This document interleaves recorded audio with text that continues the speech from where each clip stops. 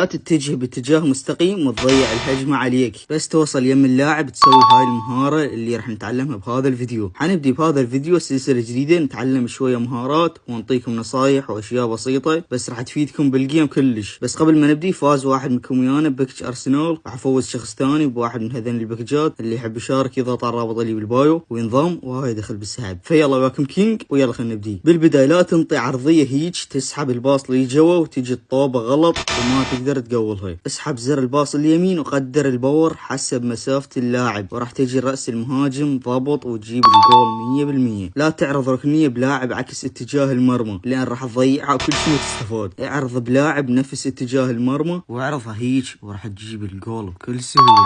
لا تجي بشكل عمودي وتضيع الطابة من اللاعب بسهولة. بس تقترب من الخصم اضغط على زر انطلاق او الداش وحرك الجير هيش مثل ما تشوف قدامك، وراح تعبر الخصم بطريقة كلش حلوة ومستفزة بنفس الوقت.